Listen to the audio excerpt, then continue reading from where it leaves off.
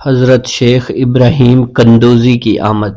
ایک دن حضرت خواجہ معین الدین چشتی حسب معمول درختوں کو پانی دے رہے تھے۔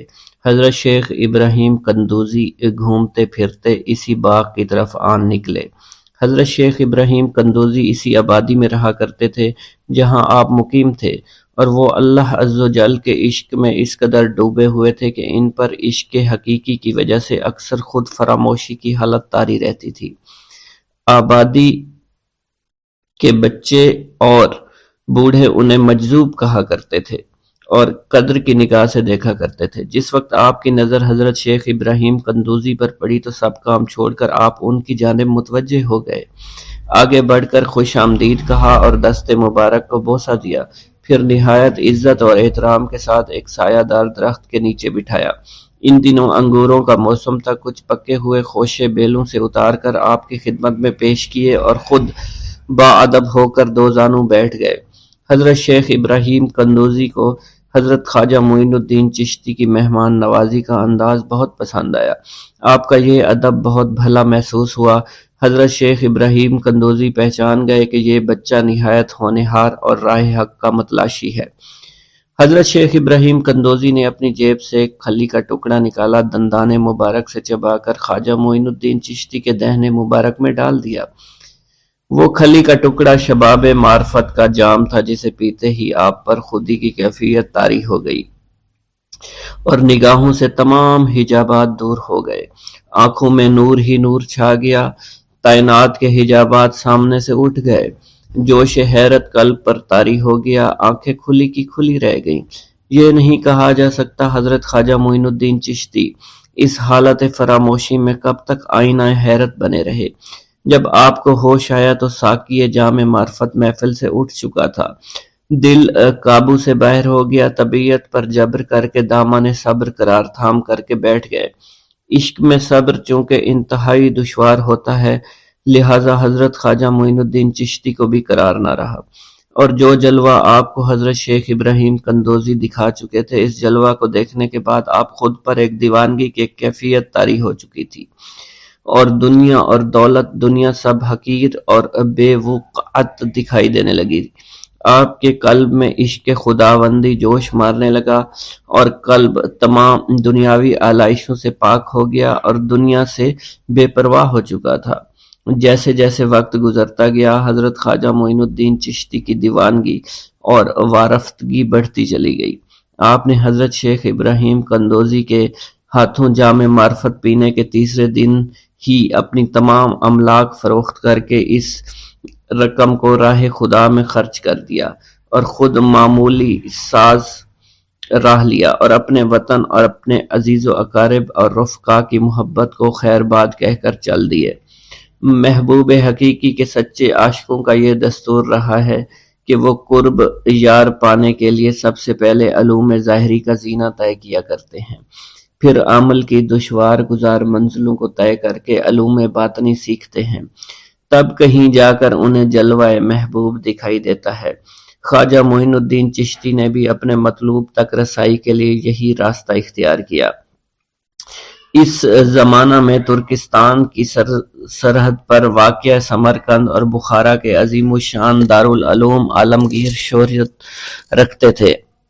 مشرق و مغرب کے ہزاروں طلبہ ہر سال علم کی دولت سے مالا مال ہونے کے لیے ان دارالعلوم کا رخ کیا کرتے تھے۔ حضرت خواجہ معین الدین چشتی نے تحصیل علوم و فنون کے لیے سمرقند بخارا کا انتخاب کیا۔ بخارا پہنچ کر آپ علم حاصل کرنے میں مشغول ہو چکے تھے، اگرچہ حضرت خواجہ معین الدین چشتی کی صغیر سنی کی تعلیم کے متعلق کسی سوانح نگار نے قلم کو جنبش نہیں دی کہ والدین نے آپ کو گھر میں ابتدائی تعلیم دی تھی، مگر سادات خراسان کے مقتدر خاندانوں سے تعلق اور عارف و کامل صاحب فضل و کمال باپ کی گود میں پرورش پانے والے حضرت خواجہ معین الدین چشتی بھلا کیوں کر ان پڑھ رہ سکتے تھے۔ حالات و واقعات کے سیاق و سباق میں غور کرنے سے معلوم ہوتا ہے کہ آپ نے اگرچہ زیادہ تعلیم تو نہیں، کم از کم قرآن مجید کی تعلیم اور علوم مروجہ کی ابتدائی کتابیں ضرور پڑھی ہوں گی، اور یہ بات بھی بعد از قیاس نہیں کہ قرآن مجید کے کچھ سپارے بھی حفظ کیے ہوں۔ بہرحال بخارا پہنچنے سے پہلے آپ نوشت خواندند سے واقف ضرور تھے۔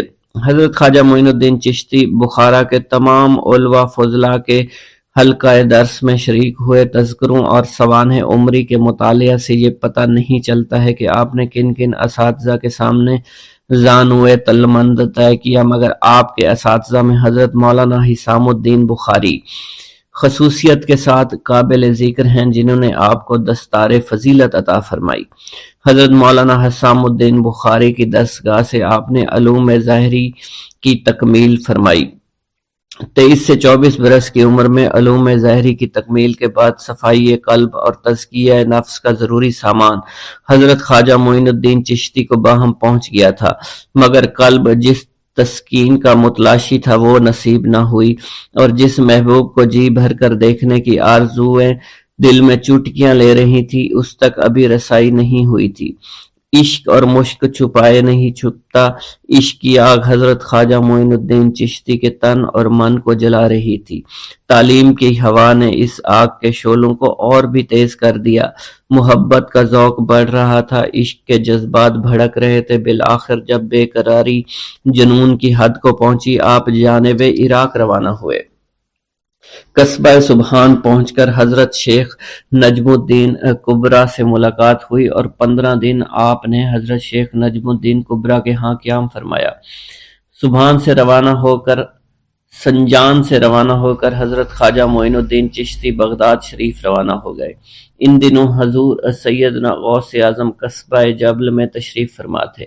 یہ قصبہ کوہ جودی کے دامن میں آباد تھا، جہاں طوفان نوح کے وقت حضرت نوح کی کشتی آ کر رکی تھی۔ آپ حضور سیدنا غوث اعظم کی صحبت اور زیارت سے مشرف ہوئے۔ اس وقت آپ کی ابتدائی حالت تھی۔ حضور سیدنا غوث اعظم نے آپ کے حق میں دعائے خیر فرمائی۔ اس وقت آپ کی ابتدائی حالت تھی۔ حضور سیدنا غوث اعظم نے آپ کے حق میں دعا فرمائی۔ انہوں نے بشارت دی کہ آپ مقتدائے روزگار ہوں گے۔ خلق اللہ آپ سے فیض یاب ہو گئی۔ آپ نے حضور سیدنا غوث اعظم کے پاس کچھ عرصہ قیام کیا اور واپس تشریف لے گئے۔ پیر دستگیر حضور غوث اعظم شیخ عبد القادر جیلانی رحمۃ اللہ علیہ نے اپنی زندگی کا ایک لمبا عرصہ مجاہدات میں گزارا۔ جب آپ بغداد شریف میں علم دین پڑھتے تھے، آپ کا معمول تھا کہ مدرسے کے اسباب پڑھ کر جنگل کی طرف نکل جایا کرتے تھے اور وہیں اپنے سبق یاد کرتے تھے، عبادت میں مصروف اور مشغول رہا کرتے تھے۔ اسی زمانے کی بات ہے کہ ایک روز حضور غوث اعظم شیخ عبد القادر جیلانی رحمۃ اللہ علیہ نے کسی غار کے قریب ایک پتھر کو دیکھا۔ اس پر ایک درود پاک لکھا ہوا تھا، اور ساتھ ہی یہ بھی لکھا تھا کہ یہ درود جو پتھر پر لکھا ہے اسے ایک مرتبہ پڑھنے سے 50,000 درود شریف پڑھنے کا ثواب ملتا ہے۔ حضور غوث اعظم رحمۃ اللہ علیہ نے وہ درود شریف لکھ لیا اور اسے پڑھنے لگے۔ بعد میں ایک روز آپ کو خواب میں پیارے آقا مکی مدنی محمد مصطفیٰ صلی اللہ علیہ وآلہ وسلم کی زیارت ہوئی۔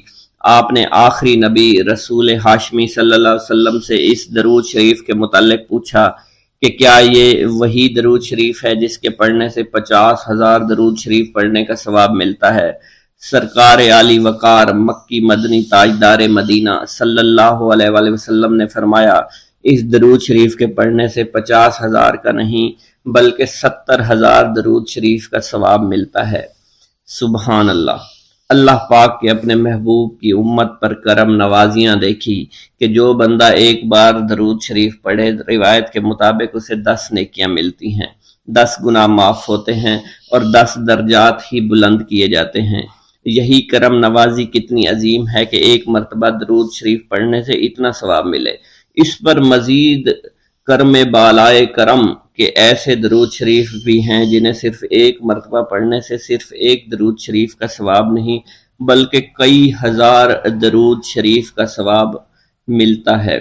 حضور غوث پاک شیخ عبد القادر جیلانی نے پتھر پر لکھا ہوا جو درود شریف آپ پیارے آقا مکی مدنی محمد صلی اللہ علیہ وسلم نے خواب میں تشریف لا کر بتایا کہ اسے ایک مرتبہ پڑھنے کے 70,000 درود شریف کا ثواب ملتا ہے۔ سبحان اللہ، کاش ہم ان کرم نوازیوں کی قدر کو جان پائیں۔ ہمارے پیر غوث پاک رحمت اللہ علیہ فرماتے ہیں، اے محمد، اللہ پاک کا شکر ادا کیا کرو۔ پہلی امتیں جتنا عمل کرتی تھی، اللہ پاک ان کی نسبت تم سے تھوڑے عمل پر ہی راضی ہو جاتا ہے۔ مزید فرماتے ہیں کہ مسجد کو لازمی پکڑو اور نبی رحمت صلی اللہ علیہ وآلہ وسلم پر کثرت سے درود شریف پڑھا کرو۔ اللہ پاک ہمیں کثرت سے درود شریف پڑھنے کی توفیق عطا فرمائے۔ یہ درود شریف قادری حضرات اپنے مریدوں کو روزانہ 511 مرتبہ یا 111 مرتبہ پڑھنے کی تلقین کیا کرتے ہیں۔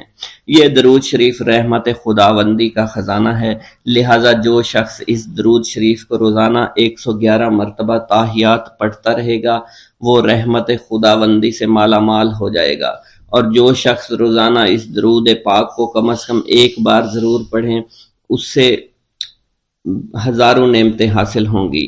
نمبر 1، رزق میں برکت ہوگی، تمام کام آسمان سے ہو جائیں گے، رضا کے وقت کلمہ نصیب ہوگا،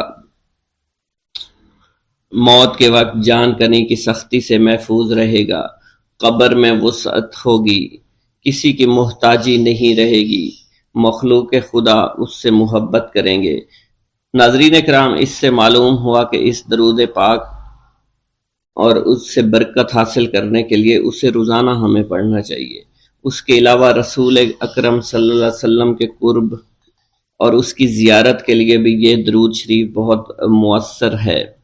مگر آپ اگر رزق کی کمی کا شکار ہیں، پریشانی اور مشکلات میں گھرے ہوئے ہیں تو اس درود کو اپنا معمول بنا لیجئے۔ تمام بھائی جو حضور غوث پاک سے عشق و محبت کرتے ہیں، حضور غوث پاک کو مانتے ہیں، وہ کمنٹ باکس میں یا غوث اعظم لکھ دیجئے۔ اللہ ہمارے رزق، مال و جان اور عزت میں برکت عطا فرمائے اور ہماری مغفرت عطا فرمائے۔ بغداد میں رہتے ہوئے بیت اللہ شریف کی زیارت۔ حضرت شیخ ابو صالح سے منقول ہے، حضرت شیخ ابو مدین مغربی نے مجھے حضور سیدنا غوث اعظم کی خدمت میں بغداد فقر کی تعلیم کے لیے بھیجا۔ آپ نے مجھے 20 دن تک اپنے خلوت خانہ کے دروازے پر بٹھائے رکھا اور 20 روز گزرنے کے بعد مجھے قبلہ رو ہونے کا حکم دیا۔ جب میں قبلہ رو ہو گیا، آپ نے فرمایا، اے ابو صالح اس طرف دیکھو۔ چنانچہ جب میں نے اس جانب دیکھا، آپ نے فرمایا، کیا دیکھ رہے ہو؟ میں نے عرض کیا، بیت اللہ شریف میری نظروں کے سامنے ہے۔ آپ نے مجھے حکم دیا کہ اب مغرب کی سمت دیکھو۔ میں نے اپنا چہرہ مغرب کی جانب کیا تو آپ نے دریافت فرمایا، کیا دیکھ رہے ہو؟ میں نے عرض کیا، میں اپنے مرشد پاک حضرت ابو مدین کو دیکھ رہا ہوں۔ ایک مرتبہ سنان نامی عیسائی پادری نے غوث اعظم کی محفل میں حاضر ہو کر سلام عرض کیا اور حاضرین میں کھڑے ہو کر بیان دیا کہ میں یمن کا رہنے والا ہوں۔ میں نے ارادہ کیا میں اسلام قبول کروں۔ اسی دوران میرے دل پہ یہ خیال پیدا ہوا کہ میں اس دور کی سب سے بڑی شخصیت کے دست مبارک پر کلمہ پڑھوں۔ اس سوچ کے دوران مجھے نیند آ گئی۔ خواب میں مجھے حضرت سیدنا عیسیٰ علیہ السلام کی زیارت نصیب ہوئی۔ آپ نے مجھ سے ارشاد فرمایا کہ تم بغداد شریف چلے جاؤ اور شیخ عبد القادر جیلانی کے دست حق پر اسلام قبول کرو، کیونکہ اس وقت وہ روئے زمین پر تمام لوگوں میں افضل و اعلیٰ ہیں۔ حضرت شیخ عمر الکیمانی رحمت اللہ علیہ سے منقول ہے، ایک مرتبہ حضرت سیدنا غوث اعظم کی خدمت میں 13 لوگ دائرہ اسلام میں داخل ہونے کے لیے حاضر ہوئے۔ ان لوگوں نے بیان کیا کہ ہم عرب کے عیسائی ہیں، ہم نے کلمہ پڑھنے کا ارادہ کیا، ابھی سوچ رہے تھے کہ کسی مرد کامل کے دست حق پر کلمہ پڑھیں۔ ہمیں ہاتف غیب سے آواز سنائی دی کہ بغداد جا کر شیخ عبد القادر جیلانی کے دست مبارک پر کلمہ پڑھو۔ حضرت ابو الحسن علی سے منقول ہے، فرماتے ہیں ایک مرتبہ ایک جماعت کثیر کے ہمراہ حضرت سیدنا غوث اعظم کی زیارت باسعادت کے لیے روانہ ہوا۔ اسی دوران بے شمار لوگ میرے پاس آتے رہے، اپنی مشکلات کے حل کے لیے مجھ سے کہتے رہے، میں حضور سیدنا غوث اعظم سے ان کی سفارش کروں گا۔ حضرت ابو الحسن علی بن ملاعب القواس فرماتے ہیں رستے میں ایک بد اخلاق لڑکا بھی ہمارے قافلے میں شامل ہو گیا۔ مجھے اس کا علم تھا کہ یہ اکثر و بیشتر ناپاک رہتا ہے اور بول و براز کے بعد استنجا بھی نہیں کرتا۔ حسن اتفاق کے حضور سیدنا غوث اعظم سے بھی رستہ میں ملاقات ہو گئی۔ حضرت ابو الحسن علی فرماتے ہیں میں نے حضور سیدنا غوث اعظم کی خدمت میں لوگوں کے پیغامات پہنچائے اور پھر مجھ سمیت میرے ساتھ تمام موجودہ لوگوں نے آپ کے ہاتھ مبارک کو ازراہ عقیدت چومنا شروع کر دیا۔ وہ فرماتے ہیں جب اس بد اخلاق لڑکے نے حضور صلی اللہ علیہ وسلم حضور سیدنا غوث اعظم رحمۃ اللہ علیہ کا ہاتھ مبارک چوما تو بے ہوش ہو کر زمین پر گر پڑا۔ جب اس کو ہوش آیا تو اس کے چہرہ پر داڑھی نمودار ہو چکی تھی اور اس نے آپ کے دست حق پر توبہ کی، پھر اس کا شمار نیکوں میں ہوا۔ حضرت شیخ زین الدین فرماتے ہیں میں نے حضور سیدنا غوث اعظم سے علم حاصل کیا۔ اللہ عز و جل نے مجھے 1 سال میں اتنا علم دیا کہ دوسروں کو وہ علم 20 سال میں بھی نصیب نہ ہوا ہوگا۔ میں نے آپ سے مصر جانے کی اجازت طلب کی تو آپ نے فرمایا دمشق پہنچ کر غازیوں کو مصر میں داخل ہونے کے لیے تیار پائے گا تاکہ اس پر قابض ہو جائیں، مگر ان سے کہنا وہ ہرگز کامیاب نہیں ہوں گے، ہاں دوسری مرتبہ وہ ضرور کامیاب ہوں گے۔ حضرت شیخ زین الدین فرماتے ہیں جب میں دمشق پہنچا میں نے وہی حال پایا۔ آپ نے بیان فرمایا میں نے ان سے کہا تو وہ نہ رکے۔ جب میں مصر پہنچا میں نے خلیفہ کو ان کو مقابلے کے لیے تیار کیا۔ میں نے خلیفہ سے کہا گھبراؤ نہیں، تم کامیاب ہو جاؤ گے۔ جب غازی مصر پہنچے تو ان کو شکست ہوئی۔ شیخ زین الدین فرماتے ہیں خلیفہ نے مجھے اپنا ندیم خاص مقرر کر دیا اور اپنے ہر راز سے مجھے واقفیت دے دی۔ پھر دوسری مرتبہ غازی آئے، انہوں نے مصر پر قبضہ کر لیا۔ مجھے حضور سیدنا غوث اعظم کے قول کے مطابق ہر ایک سے 1.5 لاکھ دینار ملے۔ مجھے مصر میں ہر خاص و عام میں مقبولیت حاصل ہو چکی تھی اور بے شمار لوگ میرے وعظ سے مستفیض ہونے لگے تھے۔ حضرت سیدنا غوث اعظم شیخ عبد القادر جیلانی کی خدمت میں ایک عورت حاضر ہوئی، آپ سے دعا کی درخواست کی کہ اس کے ہاں اولاد ہو۔ آپ نے مراقبہ میں جا کر لوح محفوظ کا مشاہدہ کیا تو وہاں لکھا تھا اس عورت کی قسمت میں اولاد نہیں ہے۔ آپ نے اللہ کے حضور اس کے لیے دعا فرمائی، غیب سے ندا آئی اس کے ہاں اولاد نہیں، آپ اس کے حق میں دعا جاری رکھیں، یہاں تک کہ غیب سے آپ کو ندا آئی کہ ہم نے آپ کی دعا کی بدولت اس کو 7 لڑکے عطا فرمائے۔ چنانچہ اس عورت کے ہاں یکے بعد دیگرے 7 لڑکوں کی دعا کی پیدائش ہوئی۔ حضرت شیخ ابو الخیر منقول ہے فرماتے ہیں میں شیخ ابو حسن اور شیخ خلیل بن احمد اور شیخ ابو عبداللہ کی خدمت میں حاضر تھے۔ آپ نے فرمایا تم سب اپنی اپنی حاجات بیان کرو، میں انشاءاللہ تمہاری حاجات پوری کروں گا۔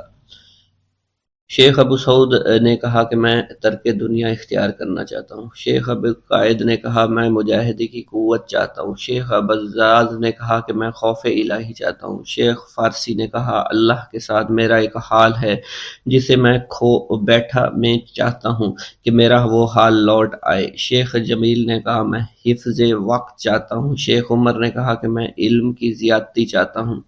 حضرت شیخ ابو الخیر محفوظ فرماتے ہیں حضور سیدنا غوث اعظم نے فرمایا انشاءاللہ تم سب کی حاجات جلدی پوری ہوں گی۔ چنانچہ آپ کا قول پورا ہوا اور تمام لوگوں کی حاجات پوری ہوئیں ماں سوائے شیخ خلیل کے، کیونکہ حضرت شیخ خلیل نے قطبیت مانگی تھی جس کا ابھی وقت نہیں آیا تھا۔ حضرت ابو سعود فرماتے ہیں حضرت شیخ حماد دباس کی خدمت میں حاضر ہو کر عرض کیا حضور میں ملک شام کی جانب مال تجارت لے کر جانا چاہتا ہوں اور میرا یہ قافلہ تیار ہے، میرے پاس 700 دینار کا مال ہے۔ حضرت شیخ حماد دباس نے فرمایا اگر تم اس سال سفر کرو گے تو تم سفر میں ہی قتل کر دیے جاؤ گے اور تمہارا تمام مال و اسباب لوٹ لیا جائے گا۔ حضرت حماد باس کی بات سن کر وہ تاجر حضور سیدنا غوث اعظم کی خدمت میں حاضر ہوا اور حضرت حماد باس کی بات بیان کر دی۔ آپ نے فرمایا کہ تم سفر پر جاؤ، میں تمہارا ضامن ہوں۔ آپ کا فرمان سن کر وہ سامان تجارت لے کر شام پہنچا۔ اپنا تمام مال فروخت کرنے کے بعد وہ تاجر اپنے کسی کام سے حلب گیا۔ وہاں ایک مقام پر اس نے 1000 دینار رکھ دیا اور حلب میں اپنی قیام گاہ پر واپس آ گیا۔ اس نے خواب میں دیکھا عرب بتوؤں نے ایک قافلہ لوٹا ہے، قافلہ کے کئی آدمیوں کو قتل کیا ہے جس میں وہ شامل ہے۔ اس کے بعد وہ بیدار ہوا، گھبرا کر اس جگہ پہنچا جہاں اس نے 1000 دینار رکھے تھے۔ اس کے دینار وہیں پر رکھے اس کو مل گئے۔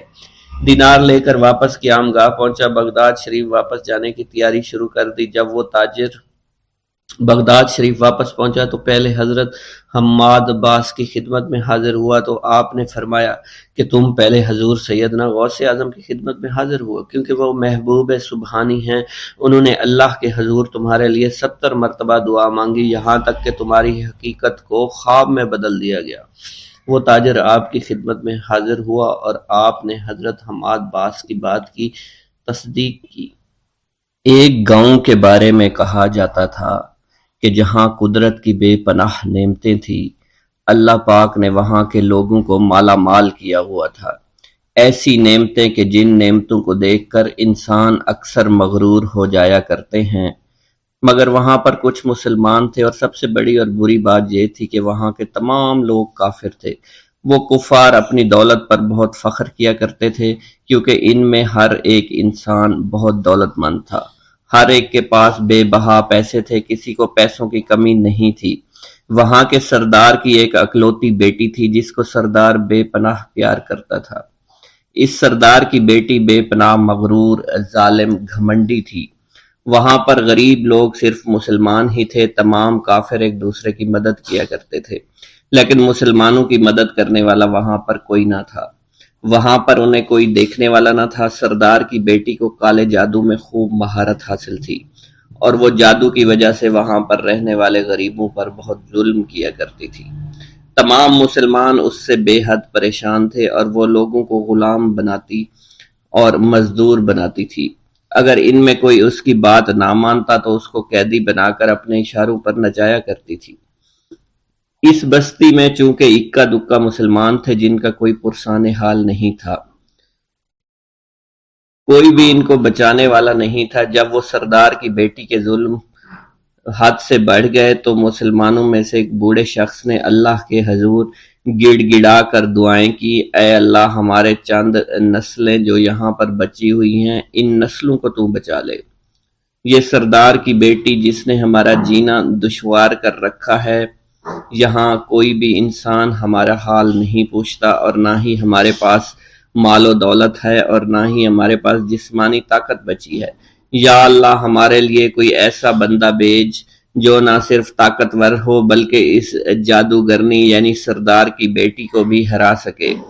اللہ رب العزت نے اس بوڑھے کی دعا کو قبول فرمایا، اور یوں اس جگہ پر ایک اللہ والے کو بھیج دیا، اور وہ اللہ والے ایسے ہی بستی میں داخل نہیں ہوئے، بلکہ ایک دن کچھ عجیب واقعہ ہوا۔ ان کافروں کا سردار جنگل میں سیر سپاٹے کرتے ہوئے نکلا تھا، بڑی شان سے چلتا ہوا وہ سفر کر رہا تھا۔ اچانک ایک زہریلا سانپ اس کے سامنے آیا۔ اس زہریلے سانپ نے بادشاہ کو ڈس لیا، اور وہ بے ہوش ہو کر زمین پر گر پڑا اور تڑپنے لگا۔ اس کے جو ساتھی تھے انہوں نے جب اپنے سردار کو یوں تڑپتا ہوا دیکھا اور سردار کی غیر حالت دیکھی تو کہ جسے ایک زہریلے سانپ نے کاٹ لیا ہے، تو وہ فوراً اسے اٹھا کر گھر لے آئے تاکہ اسے بچانے کے لیے کچھ کیا جا سکے۔ اس لڑکی نے اپنے باپ کی جب یہ حالت دیکھی تو اپنے آس پاس کے بڑے بڑے حکیموں کو بلایا، لیکن عجیب بات یہ تھی کہ لاکھ کوشش کے باوجود زہر نکالنے میں سارے ناکام ہو رہے تھے، اور زہر تیزی کے ساتھ اس کے جسم میں پھیلتا چلا جا رہا تھا۔ لیکن اسی وقت وہاں ایک درویش کی آمد ہوئی، ایک اللہ والے آئے، ان اللہ پاک نے اس مقصد کے تحت وہاں بھیجا تھا۔ اس اللہ کے ولی نے سردار کے گھر پر پہنچ کر دروازے کو کھٹکھٹایا۔ نوکروں نے پوچھا کون ہو، کس سے ملنا ہے؟ اس نے کہا میں نے سنا ہے کہ یہاں کے سردار کو سانپ نے ڈس لیا ہے۔ نوکر کہنے لگے کہ تمہیں کیسے پتا چلا کہ یہاں کے سردار کو سانپ نے ڈس لیا ہے؟ تم تو ہمیں اجنبی لگتے ہو، ہم نے تمہیں آج تک یہاں نہیں دیکھا ہے۔ اس نے کہا میں مسافر ہوں اور مجھے خبر ملی ہے کہ یہاں کے سردار کو ایک زہریلے سانپ نے ڈس لیا ہے اور کوئی بھی اس کا علاج نہیں کر پا رہا۔ نوکروں نے کہا تم کون ہو؟ اللہ والے نے کہا میں حکیم ہوں اور میں ان کے علاج کی غرض سے یہاں آیا ہوں۔ وہ نوکر اللہ والے کی حالت دیکھ کر ہنسنے لگے کیونکہ آپ نے پھٹے پرانے کپڑے پہن رکھے تھے اور دیکھنے سے بہت غریب معلوم ہوتے تھے۔ وہ نوکر کہنے لگے کہ اتنے بڑے سردار کا علاج کرو گے؟ ارے یہاں تو اس کے پاس بڑے بڑے حکیم بلائے گئے ہیں، ہمارے سردار کے پاس پیسوں کی کوئی کمی نہیں ہے، اور وہ تم جیسے غریب سے بھلا کیوں علاج کروائیں گے؟ درویش نے کہا اگر تم چاہتے ہو تمہارے سردار کی جان بچ جائے پھر مجھے اندر جانے دو۔ غلام کہنے لگا ٹھیک ہے ہم اندر جا کر اجازت لے کر آتے ہیں۔ نوکر اندر گئے، سردار کی بیٹی سے کہا ایک غریب آیا ہے، کپڑوں سے فقیر معلوم ہوتا ہے لیکن کہتا ہے میں سردار کا علاج کر سکتا ہوں اور میں سردار کا علاج کروں گا۔ جو زہر تیزی کے ساتھ جسم میں پھیل رہا ہے میں اس کو باہر نکال پھینک کروں گا۔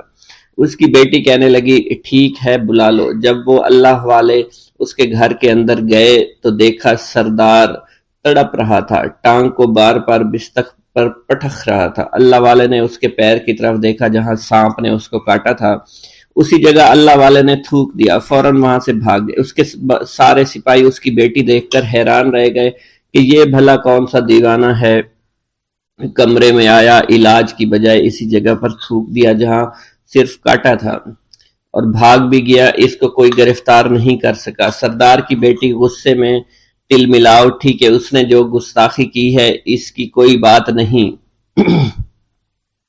تھوک کو میں صاف کروا دوں گی مگر اس کو تو میں ابھی گرفتار کرواتی ہوں۔ اور اس نے اپنے سردار کے ایک نوکر سے کہا کہ اس تھوک کو صاف کرو۔ اس نوکر نے تھوک کو صاف کرنے کی بجائے اس کو اچھی طرح سے ٹانگ پر مل دیا۔ لڑکی نے کہا کیا کر رہی ہو؟ اس فقیر نے میرے باپ کی ٹانگ پر تھوک دیا، اب اس تھوک کو تم مل رہے ہو؟ حکیم نے اپنے ہاتھ کے اشارے سے سردار کے بیٹے کو روک دیا۔ جیسے اس تھوک کو سردار کی ٹانگ پر ملا گیا فوراً سارا زہر ختم ہو گیا۔ جو ٹانگ کٹنے کے قابل تھی وہ ٹانگ بالکل ٹھیک ہو چکی تھی، جو نیلی پڑ چکی تھی اب اصلی حالت میں آہستہ آہستہ واپس آ رہی تھی، اور جب وہ قبیلے کا سردار بالکل ٹھیک ہو گیا، ہوش میں آ گیا تو حیران رہ گیا۔ اسے بتایا کہ فقیر بابا کے تھوک کی وجہ سے آپ ٹھیک ہوئے ہیں۔ اس نے کہا وہ بزرگ تو ہمارے لیے مسیحا ہے، تم لوگوں نے انہیں جانے کیوں دیا؟ انہیں میرے پاس لے کر آؤ، انہوں نے ہم پر بہت بڑا احسان کیا ہے، ہم اس کے احسان کا بدلہ ضرور چکائیں گے۔ اس کی بیٹی جو خاموشی سے باپ کو دیکھ رہی تھی اس نے کچھ بھی نہ کہا۔ گاؤں کے سردار کے کہنے پر سارے سپاہی اللہ والے کو ڈھونڈنے کے لیے نکل گئے۔ وہ چاروں طرف پھیل گئے لیکن کہیں بھی اللہ والے کا پتہ نہیں چل رہا تھا۔ پھر جب سپاہی تلاش کرتے کرتے جنگل میں داخل ہوئے، وہاں ایک درخت کے نیچے ایک آدمی کو عبادت کرتے ہوئے دیکھا۔ وہ غور سے اس کو دیکھ رہے تھے اور کہہ رہے تھے یہ کس طرح کی عبادت کر رہے ہیں؟ ہم لوگ تو اپنے بتوں کے آگے ہاتھ جوڑتے ہیں، یہ نہ جانے کس کو سجدہ کر رہے ہیں۔ خیر، عبادت کے فوراً بعد اللہ والے کو پکڑ لیا، گاؤں کے سردار کے سامنے پیش کیا۔ وہ کہنے لگا آپ کون ہیں اور کہاں سے آئے ہیں؟ سب سے پہلے تو میں گستاخی کی معافی چاہتا ہوں، میرے لوگوں نے آپ کے ساتھ بڑی بدتمیزی کی لیکن آپ کی وجہ سے آج میں زندہ ہوں۔ ہم گناہ گاروں کی وجہ سے آپ جیسے لوگوں کو بہت تکلیف ہوئی ہے، اس لیے میں معذرت چاہتا ہوں۔ آپ سے درخواست کرتا ہوں کہ آپ میری طرف سے یہ قیمتی لباس یعنی کپڑے اور عربی گھوڑا قبول کیجئے۔ اللہ والوں نے اس کی طرف مسکرا کر دیکھا اور کہا یہ گھوڑا، یہ لباس بہت قیمتی ہے مگر یہ لباس پہن کر اس گھوڑے کے لیے گھاس کاٹوں گا تو کیا اچھا لگوں گا؟ سردار نے کہا فکر نہ کریں، گھوڑے کے ساتھ ساتھ ہم آپ کو نوکر بھی دیں گے۔ اللہ والے نے کہا کہ اتنی مال و دولت اور نوکروں کے ساتھ میں اکیلا رہوں گا؟ گاؤں کا سردار بولا حضور آپ کی یہ بات سن کر میں سوچ میں گم ہو گیا ہوں، لیکن یہ میری بیٹی آپ کے سامنے حاضر ہے۔ بیٹی حیرت سے اپنے باپ کو دیکھ رہی تھی کہ میرا باپ اب کیا کہنے والا ہے۔ سردار نے کہا میری بیٹی جسے آپ نے دیکھ لیا ہے اس کی شادی میں آپ سے کر دوں گا، مگر ایک شرط ہے کہ آپ کو اپنے مذہب کو چھوڑنا پڑے گا۔ میرے سپاہیوں نے آپ کو عبادت کرتے ہوئے دیکھا ہے، جہاں تک ہمارے معمولات ہیں ہم بتوں کے آگے سجدہ کرتے ہیں اور ان کی عبادت کرتے ہیں، اور آپ جس کے آگے سجدہ کرتے ہیں وہ اللہ ہے، یعنی آپ مسلمان ہیں، اس لیے آپ کو اپنا مذہب چھوڑنا پڑے گا۔ کیا آپ ایسا کر سکتے ہیں؟ اللہ والے نے کہا کہ مجھے ایک بات بتائیے، آپ سب کچھ دیکھ رہے ہیں، آپ نے مجھے یہ بھی دعا دی کہ میری اولادیں ہوں اور آپ کی نسل آپ کی بیٹی سے چلے گی۔ مجھے ایک بات بتائیں، اگر ان بچوں میں سے کسی بچے کو خدا نہ خواستہ کچھ ہو گیا تو کس کو رونا پڑے گا؟ سردار نے جواب دیا، اگر خدا نہ خواستہ کچھ ایسا ہوا تو رونا مجھ کو ہی پڑے گا۔ اللہ والا نے مسکرا کر کہا، اگر یہ سارا مال لے کر مجھے رونا ہی پڑا تو آپ اپنا گھوڑا، اپنی دولت، اپنی بیٹی، ہر چیز اپنے پاس رکھ لو۔ میں خوش ہوں، میں مسلمان ہوں، میں ٹھیک ہوں۔ اگر یہ تمام چیزیں لے کر مجھے اپنا محلہ چھوڑنا پڑے تو میں اپنی جان دے کر بھی اپنے مذہب کو نہیں چھوڑوں گا۔ جس طرح آپ نے مجھے نوازا ہے، میں اسی رب کے دین کو چھوڑ کر چلا جاؤں گا۔ صرف چند پیسوں کی خاطر میں ہر دن پیسہ نہیں کر سکتا، اور اپنی درویشی میں میں بہت خوش ہوں۔ اللہ نے مجھے جس مقصد کے لیے بھیجا تھا وہ میرا مقصد پورا ہو جائے گا۔ گاؤں کے سردار نے پوچھا، یہ کہہ کر وہ اللہ والے جانے لگے تو سردار نے درویش کو رک جانے کا کہا اور کہنے لگے، میں نے مال دے کر تمہیں آزمایا اور تمہیں پرکھا، لیکن تم اپنے مذہب کو چھوڑنے پر راضی نہیں ہو۔ اگر تم یہی سب کرنے آئے تھے تو تمہیں اس بات کا ڈر نہیں؟ کیا تم نہیں جانتے ہم کتنے طاقتور ہیں، اور میری بیٹی اپنے عمل میں اتنی ماہر ہے کہ تمہیں یہاں کھڑے کھڑے ابھی جنگلی جانور بنا سکتی ہے۔ اللہ والے نے کہا کہ اس نے جنگلی جانور کمزور لوگوں کو بنایا ہوگا، یہ مجھے جانور بنا کر تو دکھائے۔ اس سے پہلے کہ گاؤں کا سردار اپنی بیٹی سے کچھ کہتا کہ اس پر وار کرو، اللہ والے نے جادوگرنی پر ایسی پھونک ماری کہ وہ اسی وقت ایک بہت بڑی چھپکلی بن گئی۔ وہ کچھ بھی نہیں کر پا رہی تھی، وہ چھپکلی اتنی بڑی تھی کہ وہاں پر جتنے بھی انسان کھڑے تھے ان سب میں سب سے زیادہ اونچا اس کا قد تھا۔ وہ چھپکلی اللہ والے کے پاس آئی، اپنا زہر اس پر اگلنا چاہتی تھی کہ اسی وقت اس نے اس کے منہ پر تھوک دیا۔ تھوکنے کی دیر تھی، وہ چھپکلی جلنے لگی اور جس سے گرمی کی وجہ سے اس کا چہرہ پگھل رہا تھا، اس کا چہرہ جل کر کالا ہو چکا تھا۔ وہ مرنے والی تھی کہ سردار دوڑتا ہوا قدموں میں آ کر گر پڑا اور معافی مانگنے لگا اور کہنے لگا، حضور اس گستاخی کے لیے میں معذرت خواہ ہوں، آپ مجھے معاف کر دو، میں نے سچ میں آپ کو بہت کمزور سمجھا تھا، آپ کو آپ کا مذہب سے ہٹانا چاہا تھا۔ اگر میری بیٹی ٹھیک ہو جائے تو میں سچ کہتا ہوں یہاں پر جتنے لوگ ہیں ہم پوری کی پوری بستی مسلمان ہو جائیں گے۔ اللہ والے نے کہا کہ ہم تمہیں اپنے دین میں شامل کرنے کے لیے یہ سب نہیں کر رہے، بلکہ تم لوگ مسلمان بھائیوں پر جو ظلم کرتے ہو وہ ظلم کو ختم کرنے کے لیے ہم یہاں آئے ہیں۔ ہمارے دین میں جبر اور ظلم نہیں۔ اگر تمہارے بیٹی سے انسان بن کر سدھر جاتی ہے تو اس کو اس کی اصلی حالت میں لانے کے لیے میں خود کو اللہ کی بارگاہ میں پیش کروں گا اور دعا کروں گا۔ سردار کہنے لگا کہ ہاں میری بیٹی اصلی حالت میں اگر آ جائے تو پھر ہم کسی پر ظلم و ستم نہیں کریں گے، اور میں دل سے اپنی بیٹی کے لیے معافی چاہتا ہوں۔ آج سے یہ کوئی بھی جادو ٹونا اور مسلمانوں کو تنگ نہیں کرے گی، اور نہ ہی کسی مسلمان پر یہ ظلم اور جبر کرے گی۔ بس آپ اسے دوبارہ سے انسان بنا دے۔ اللہ والا نے چھپکلی پر دوبارہ سے پھونک ماری تو پھر سے انسان بن گئی، اور اللہ والے کے قدموں سے وہ لپٹ گئی، کہنے لگی، مجھے معاف کر دیجئے، مجھے معاف کر دیجئے، میں نے اپنے آپ کو بہت طاقتور سمجھا۔ اس لڑکی کا آدھا چہرہ جل چکا تھا اور کالا ہو چکا تھا۔ وہ کہنے لگی کہ آج اپنے باپ کے ساتھ میں آپ کے دستے مبارک پر مسلمان ہونا چاہتی ہوں۔ میں وعدہ کرتی ہوں کہ آج سے اس بستی پر کوئی بھی کافر کسی مسلمان کے ساتھ بدتمیزی نہیں کرے گا، زیادتی نہیں کرے گا، ظلم اور جبر نہیں کرے گا، بلکہ ہم سب یہاں مل جل کر رہیں گے اور بھائی چارے کے ساتھ رہیں گے۔ ہم سب مسلمان ہو جائیں گے، اور پھر یوں اللہ والے کے ہاتھوں پوری بستی کا سردار اور اس کی بیٹی نے اسلام قبول کر لیا، اور سردار نے اللہ والے سے اپنی بیٹی کا نکاح کر دیا، اور پھر اس بستی میں ہمیشہ کے لیے امن و امان قائم ہو گیا۔ بسم اللہ الرحمن الرحیم۔ منقول ہے کہ حضور سیدنا غوث اعظم کے زمانہ میں ایک مقرب کی ولایت سلب کر لی گئی۔ سب چھوٹے بڑے اس کو حقارت کی نگاہ سے دیکھنے لگے۔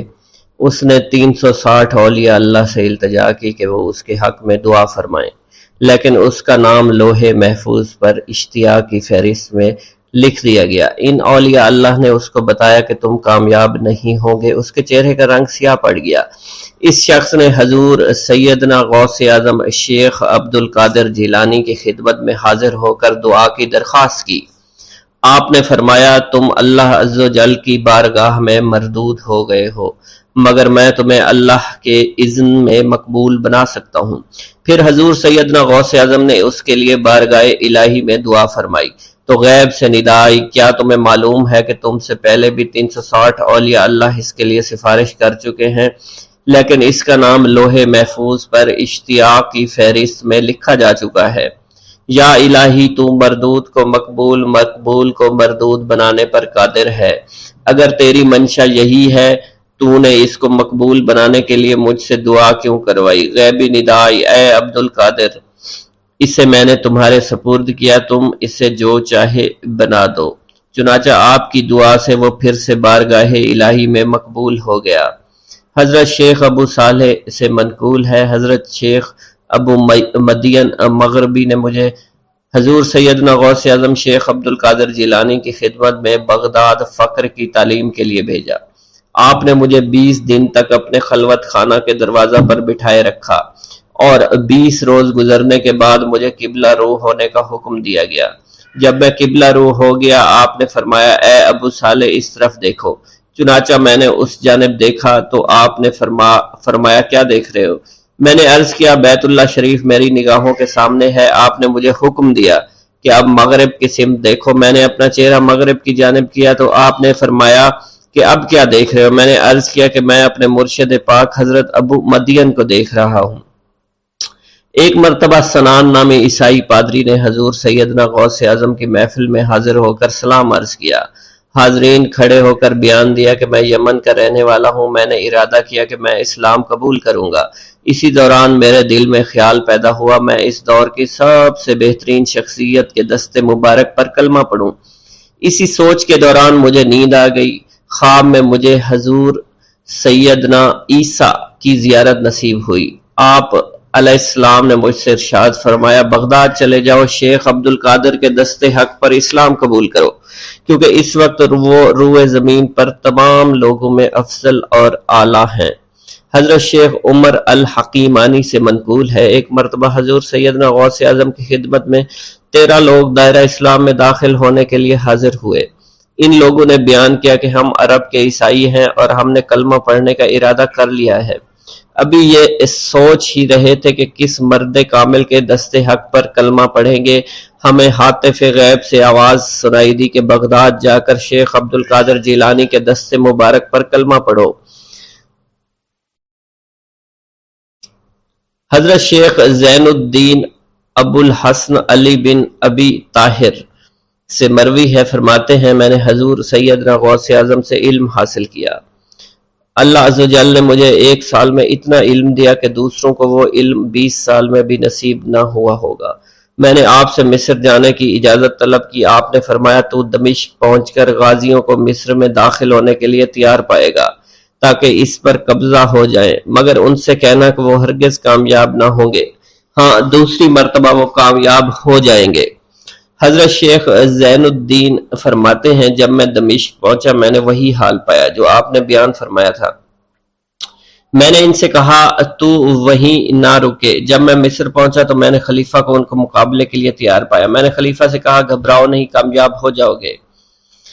وہ فرماتے ہیں خلیفہ نے مجھے اپنا ندیم خاص مقرر فرمایا اور اپنے ہر راز سے مجھے واقفیت دے دی۔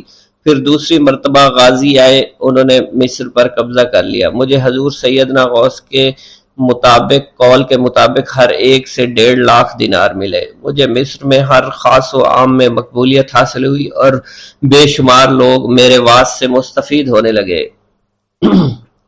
حضرت شیخ ابو الخیر سے منقول ہے، فرماتے ہیں میں شیخ ابو محمد حسن، شیخ ابو قاسم، شیخ ابو حفظ کی خدمت میں حاضر ہوئے۔ آپ نے فرمایا تم سب اپنی اپنی حاجات بیان کرو، میں انشاءاللہ تمہاری حاجات پوری کروں گا۔ شیخ ابو سعید نے کہا کہ میں ترک دنیا اختیار کرنا چاہتا ہوں۔